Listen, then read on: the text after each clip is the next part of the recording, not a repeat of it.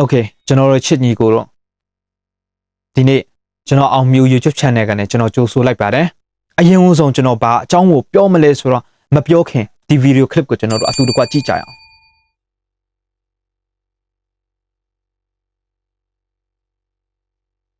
ကြည့်နော်ဘယ်လောက်ထိတောင်မှကြမ်းလဲဆိုတာ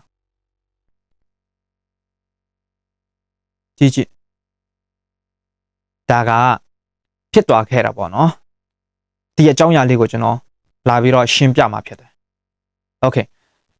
ဒီအကြောင်းအရာလေးကိုကျွန်တော်ရှင်းမပြခင်ပေါ့နော်ကျွန်တော်ရဲ့အကောက်ကိုထုံးစံအတိုင်း like comment share subscribe လည်းနှိပ်တော့ပေးဦးမှာမေ့ပါနဲ့ဒီအကြောင်းအရာလေးကိုတော်တော်များများညီကိုတွေလည်းတိလောက်ပြီလို့ကျွန်တော်ထင်တယ်ဒါပေမဲ့ဒီနေ့ကျွန်တော်အဓိကလာပြောချင်တာကတော့ကျွန်တော် sharing တွေလာလုပ်ပေးမှာဖြစ်တယ်ဘာကြောင့်ဒီလိုမျိုးရိုက်ရတာလဲဘာကြောင့်ဒီလိုမျိုးဖြစ်သွားတာလဲဆိုတာကိုဒီနေ့ကျွန်တော်လာပြောပြမှာဖြစ်တယ်ကျွန်တော်တို့ညီကိုတွေရဲ့အမြင်ကိုလည်းတစ်ချက်လောက် comment ထဲမှာရေးလာခဲ့ပေးပေါ့နော်ဘယ်သူမှန်လဲဘယ်သူမှားလဲဖြစ်တင်လားမဖြစ်တင်ဘူးလားဆိုတာညီကိုတွေလည်း comment ထဲမှာအနည်းငယ်ရေးလာခဲ့ပေးပေါ့နော် okay ကျွန်တော်ပြောပြတော့မှာဖြစ်တယ်ပထမအဦးဆုံးအရိုက်ခံရတဲ့လူက Dick ဆိုရဲသူနာမည်က Dick လို့ခေါ်တယ်သူကကရင်နိုင်ငံသားကရင်သားလေးတစ်ယောက်ဖြစ်တယ်ဒါပေမဲ့သူကထိုင်းနိုင်ငံမှာနေခဲ့တာအတော်လေးကိုကြာသွားတဲ့အခါမှာသူကဘတ်ပချာချွန်လေးရလာခဲ့တယ်ဘတ်ပချာချွန်ဆိုတာကဘာပြောတာလဲဆိုတော့ထိုင်းနိုင်ငံသားကတ်လို့ခေါ်တယ်နိုင်ငံသားကတ်တစ်ခုကိုသူကပိုင်ဆိုင်ရရှိတဲ့လူတစ်ယောက်ဖြစ်တယ်နိုင်ငံသားကတ်သူရသွားတဲ့အခါမှာသူကမိဘကိုလှုပ်ကြွေးတယ်ပြီးတော့ညီမတစ်ယောက်ကိုထောက်ပံ့ပေးတာဖြစ်တယ်ကောင်းတဲ့အကူတစ်ယောက်နော်ကောင်းတဲ့လူတစ်ယောက်သူရက်ွက်ကလူတွေလည်းတော်တော်များများပြောကြတယ်သူဟာလိမ်မာတဲ့လူတစ်ယောက်ဖြစ်တယ်တဲ့မိဘကိုလှုပ်ကြွေးတဲ့လူတစ်ယောက်ဖြစ်တယ်တဲ့ပြောကြတယ်နော်ဒါပေမဲ့တရက်မှာသူအလောနဲ့ပြန်လာတဲ့ခါမှာသူအရက်ဝင်တောက်တယ်ခါတိုင်းသူတောက်နေကြနော်တောက်နေကြဒါပေမဲ့တရက်မှာကျတော့သူဝင်တောက်တဲ့ခါမှာ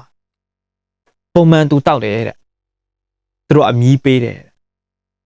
ဒါပေမဲ့ဒီတစ်ခါကျွန်တော်ဝင်တောက်တဲ့ခါမှာသူတို့အမီးမပေးတဲ့ခါမှာကျွန်တော်ကတဲ့ပြောတတ်တဲ့လူတယောက်ဖြစ်တဲ့ခါမှာကျွန်တော်အတဲ့မေးလိုက်တာတဲ့အမီးရောပါညာတွေမပေးဘူးလားဆိုပြီးပြောလာတဲ့ခါမှာသူတို့တွေကကောင်းကောင်းမတုတ်ပြန်ဘူးတဲ့အရင်ဆိုင်ပြောလာတဲ့ခါမှာကျွန်တော်ကလည်းတဲ့ပြောတဲ့လူဖြစ်တဲ့ခါမှာကျွန်တော်လည်းပြန်ပြောတဲ့ခါမှာစကားများသွားတယ်ဒါပေမဲ့ကျွန်တော်ပြန်တောင်းပန်တယ်ဒါပေမဲ့အဲ့ဒီဘက်ကမကျင်းတဲ့အခါမှာသူတို့ကထိုင်မိုက်ထုံဆိုရဲထိုင်မျိုးချစ်အဖွဲ့တွေကိုဖုန်းဆက်ပြီးပြောလိုက်တဲ့အခါနှကမ်းမွေးတော့အဖွဲ့ကိုပြောရမယ်ဆိုရင်ပေါ့နော်နှကမ်းမွေးတော့အဖွဲ့ထဲက here တီဆိုရဲလူတအူကိုဖုန်းဆက်ပြီးတိုင်ကြားတဲ့အခါမှာ here တီကသူကရောက်ချလာတယ်ရောက်ချလာတဲ့အခါမှာ here တီကဘာမှမမေးဘူးဘာမှမပြောအဲ့ဒီ CCTV ထဲမှာလည်းဘာမှမမြင်ရဘူး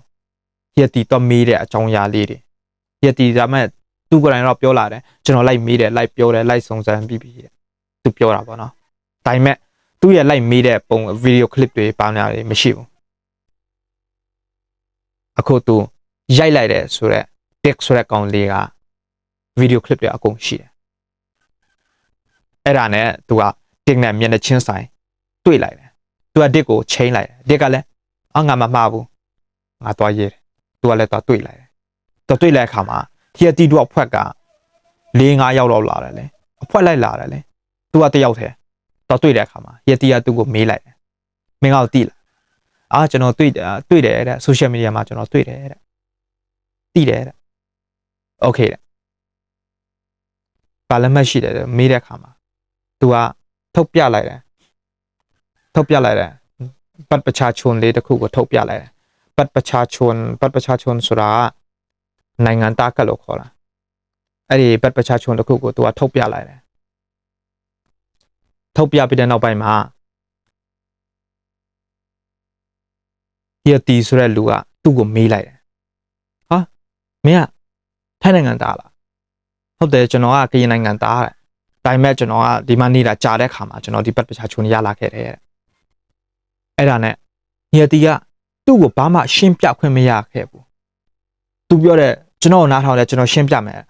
ရှင်းပြခွင့်မပေးလိုက်ဘူးညီအတီကသူ့ကိုဒီလိုရိုက်လိုက်တဲ့အခါမှာသူ့ရဲ့ပါဇက်ကိုထိလိုက်တဲ့အခါမှာပြင်းလာမပြင်းလာတော့မသိဘူးဟိုကနဗီဒီယိုကိုကြည့်လိုက်တွေးပါထွက်တာသူကလည်းဘာပဲပြန်မလုပ်ရဲဘူးလေဟိုဘက်က4-5 ယောက်လေသူကတယောက်သေးလေသူတို့အဲ့လိုရိုက်လိုက်တဲ့အခါမှာသူခံရတာပေါ့သူတို့သူ့ကိုကန်တယ်ရိုက်တယ်ထိုးတယ်အဲ့ဒီပြဿနာဖြစ်သွားတယ်အဲ့ဒါကအကြောင်းလေးပေါ့နော်သူ့ရဲ့အကြောင်းလေးပြီးလေပြီးခေါဒီတီကသူ့ကိုပြန်တောင်းပန်ခိုင်းတာဒီလိုမျိုးမတောင်းပန်ရဒီလိုမျိုးတောင်းပန်သူကတောင်းပန်တယ်ပါဇက်မှာတွေးဖြစ်ကုန်တယ်ဘယ်လောက်တနာဖို့ကောင်းလဲကျွန်တော်ညီကိုတွေဒီနှစ်ခုကိုနိုင်ရှင်ကြည့်ပေါ့နော်ဘယ်သူမှားလဲဘယ်သူမှန်လဲဆိုတာဒီဟာကဟီယတီကအမှန်ဆိုဒါကသူ့နဲ့မဆိုင်ဘူးလေဟုတ်တယ်မလားသူ့နဲ့မဆိုင်ဘူးအကယ်လို့တက်ဆိုတဲ့ကရင်ကောင်လေးကမှားခဲ့ပြီးရှိတော့ဆိုရင်လေဒါသူ့နဲ့မဆိုင်ဘူးလေသူကဥပဒေကိုကြော်ပြီးတော့သူကအလွတ်လောက်လိုက်တာဥပဒေကိုကြော်ပြီးတော့အလွတ်လောက်လိုက်တာကွာအဲ့လိုမျိုးဖြစ်သွားတယ်အခုဒီအကြောင်းအရာလေးကိုပေါ့နော်ဒီတက်ဆိုတဲ့ကောင်လေးရသူနေတဲ့မြို့နယ်ကဝန်ကြီးတယောက်ပေါ့နော်တက်ကိုကူညီဖို့ရှိတယ်သူတို့ကစန်ဆိုတဲ့တရားရုံးအထိသွားဖို့ရှိတယ်တရားရုံးမှာဖြေရှင်းရတော့မယ်အခြေအနေကြီးပေါ့နော်အဲ့ဒီအခြေအနေကြီးအထိဖြစ်သွားခဲ့ပြီအခုဒါကလုံးဝမကောင်းဘူးအဲကြောင့်ကျွန်တော်ပြောချင်တယ်ကျွန်တော်တို့ညီကိုတွေထိုင်းနိုင်ငံမှာကျွန်တော်တို့အလုပ်လာလုပ်တယ်လာနေတဲ့အခါမှာလဲခရူးဆိုင်ပါကျွန်တော်တို့ထိုင်းစကားဘယ်လောက်ပဲကျွမ်းနေပါစေဘယ်လောက်ပဲတတ်နေပါစေကျွန်တော်တို့အထောက်အထားဘယ်လောက်ပဲရှိနေပါစေခရူးဆိုင်ပါလို့ကျွန်တော်ပြောချင်တယ်ဒီနေ့ကတော့ကျွန်တော်အတိအကပြောချင်တဲ့အကြောင်းအရာလေးဒီအနေငယ်ကိုကျွန်တော်ဒီမှာနဲ့ပဲအဆုံးသတ်ချင်တယ်ဒီကနေ့ကျွန်တော်ရဲ့ video clip ကိုကြည့်သွားတဲ့ညီကိုမမှာရောက်တိုင်းဒီလဲကိုကြီးချမ်းပါခြင်းကိုကြီးချမ်းသာခြင်းဝမ်းမြောက်ခြင်းနဲ့ပြည့်စုံကြပါစေပြီးတော့ဒီအကြောင်းအရာလေးနှစ်ခုကိုလည်းကျွန်တော်တို့ညီကိုတွေအားလုံးပြောပြကြည့်ပါနော်ဘယ်သူမှားလဲဘယ်သူဘဲဘက်ကမှန်လဲဘဲဘက်ကမှားလဲအခုတော်တော်များများက social media ထဲမှာအဖွဲနှစ်ဖွဲ့ကွဲသွားတာ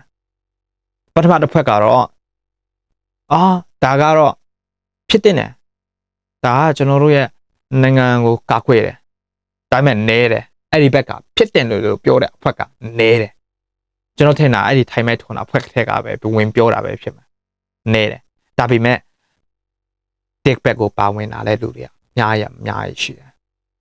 ဒါကသူ့နဲ့မဆိုင်ဘူးလေဒါတရားနဲ့ဆိုင်တာတရားဥပဒေနဲ့ဆိုင်တာတရားဥပဒေကအလွတ်လောက်လိုက်မယ်ဒါကသူကတရားဥပဒေကိုကြော်ပြီးတော့အလွတ်လောက်တာသူကဘာမလို့လဲအဲ့လိုမျိုးပြောလာတဲ့လူတွေအများကြီးရှိတာပေါ့နော်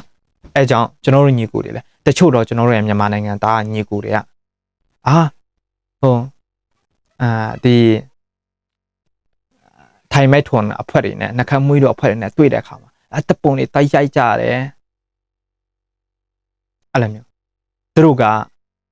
ပတ်စံရှာတာလဲအဲ့ဒါနဲ့ပဲเนาะ social media နဲ့ပဲကျွန်တော်တို့ကသူတို့နဲ့တပုံတိုက်ရိုက်တဲ့အခါမှာသူတို့တွေက view ရတယ်လေ comment ရတယ်လေဟုတ်တယ်မလားအဲ့ဒါနဲ့သူတို့ကပတ်စံအများရတာပေါ့အဲကြောင့်ကျွန်တော်လည်းပြောချင်တယ်ကျွန်တော်တို့ညီကိုတွေသူတို့နဲ့တွေ့တဲ့အခါမှာတပ်ပုံတွေဝင်မရိုက်ပါနဲ့ okay ဒီနေ့ကတော့ကျွန်တော်ပြောချင်တဲ့အကြောင်းအရာလေးကတော့ဒီလောက်ပဲကျွန်တော်ဆုံးသက်မယ်ကျွန်တော်ရဲ့